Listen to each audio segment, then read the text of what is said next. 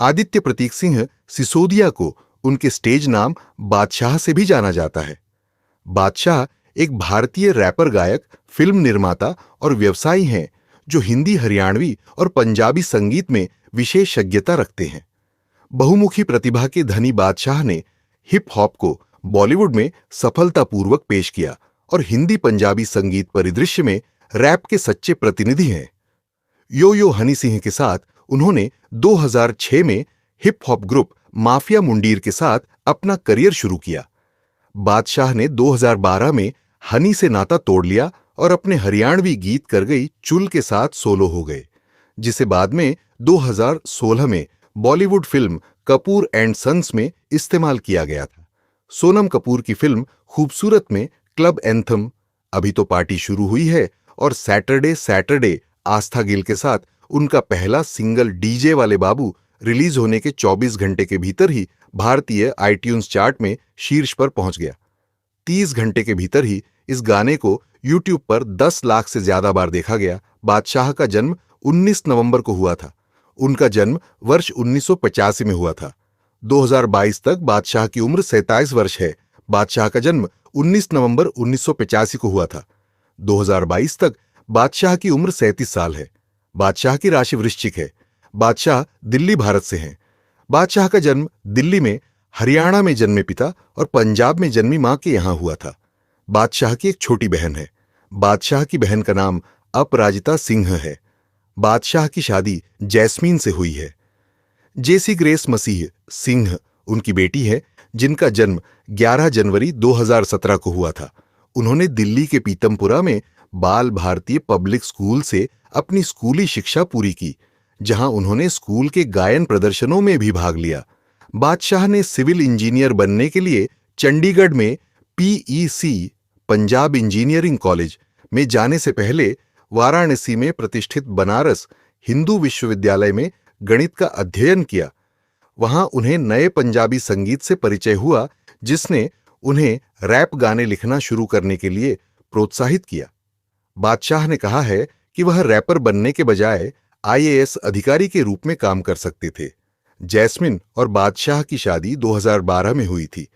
बादशाह ने बेहद निजी समारोह में शादी की शपथ ली। केवल करीबी दोस्त और परिवार के सदस्य ही मौजूद थे।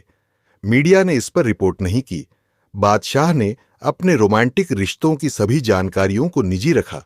साथ ही उन्होंने अपनी डेटिंग और रिलेशनशिप हिस्ट्री को भी निजी रखा।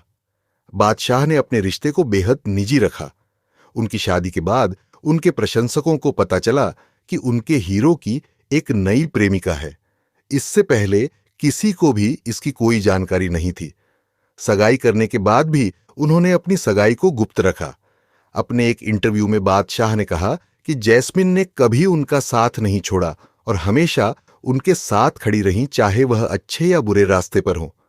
उनका यह भी कहना है कि वह भगवान से कुछ नहीं मांगते, क्योंकि उनके पास पहले से ही सब कुछ है।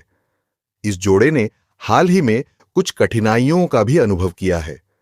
2020 के लॉकडाउन के दौरान यह देखा गया कि युगल अलग रह रहे थे, क्योंकि उनके बीच मतभेद बढ़ने लगे थे। लॉकडाउन के दौरान अपनी पत्नी जैस्मीन से अलग होने के बाद बादशाह को फिर से प्यार मिल गया है।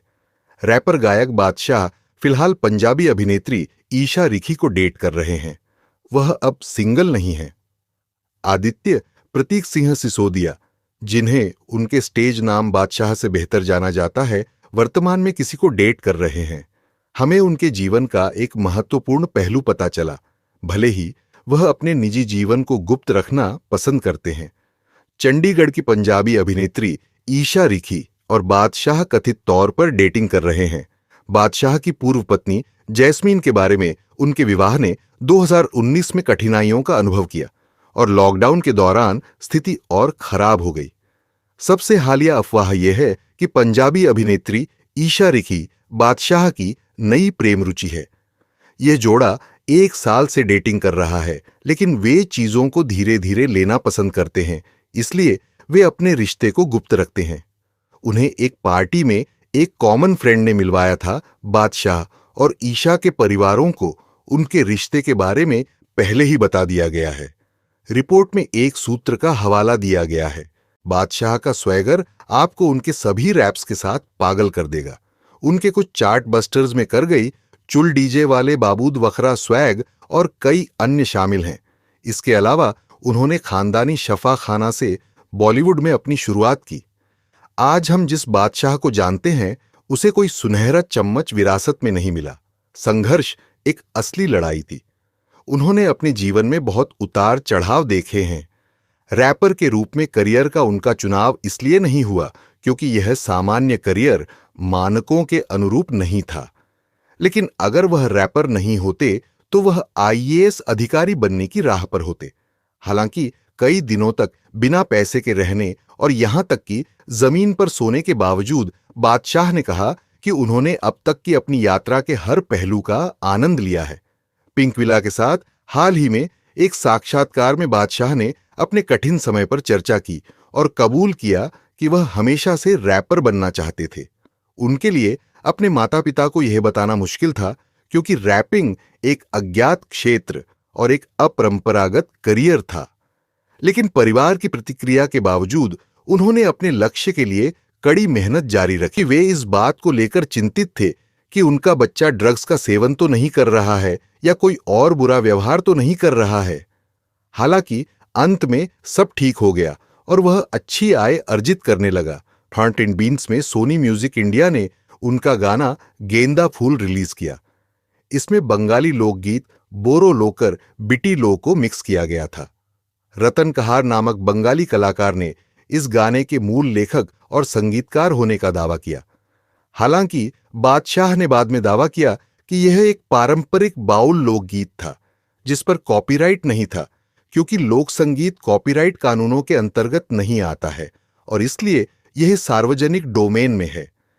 रैपर बादशाह ने अप्रैल में गेंदा फूल गाने के क्रेडिट विवाद के लिए ध्यान आकर्षित किया जिसमें जैकलिन फर्नांडीज भी थीं। बादशाह के गाने गेंदा फूल के रीमेक के क्रेडिट में रतन कहार का नाम नहीं है जिसे 25 मार्च को रिलीज किया गया था और यह जल्दी ही यूट्यूब पर शीर्ष रुझानों में से एक बन गया। मूल गीत के संगीतकार कहार ने पुनर्कल्पित संस्करण से असंतोष व्यक्त किया था। उसके बाद बादशाह ने संगीतकार से संपर्क किया और उनके खाते में 5 लाख रुपए जमा करके उन्हें वित्तीय सहायता भी प्रदान की। इसके अलावा उन्होंने कहार को आश्वासन दिया कि वे उनके घर सूरी, बीरभूम, पश्चिम बंगाल भी आएंगे। देनदारियों से अधिक संपत्ति की मात्रा को नेटवर्थ कहा जाता है। नकद, अचल संपत्ति और मूल्य का कुछ भी अन्य चीज संपत्ति के उदाहरण हैं। यह आपके स्वामित्व वाली हर चीज का मूल्य है। नेटवर्थ की गणना वार्षिक आधार पर नहीं की जाती है। सभी संपत्तियों से सभी देनदारियों को घटाकर नेटवर्थ निर्धारित किया जाता है। नेटवर्थ सभी संपत्तियों से सभी देनदारियों को घटाकर निर्धारित किया जाता है। तो बादशाह की वर्तमान में कितनी संपत्ति है? बादशाह की कुल अनुमानित नेटवर्थ $5 मिलियन है जो भारतीय मुद्रा में 29 करोड़ रुपए के बराबर है। बादशाह की मासिक आय और वेतन 50 लाख या उससे अधिक है। इसके अलावा उनकी वार्षिक आय लगभग 10.5 करोड़ रुपए होने का अनुमान है। इसके अलावा वह एक गीतकार और एक प्रसिद्ध व्यवसायी हैं। वह एक ब्रांड विकसित कर रहे हैं जिसमें अब कपड़े, आतिथ्य, टेलीविजन और सामग्री उत्पादन शामिल हैं।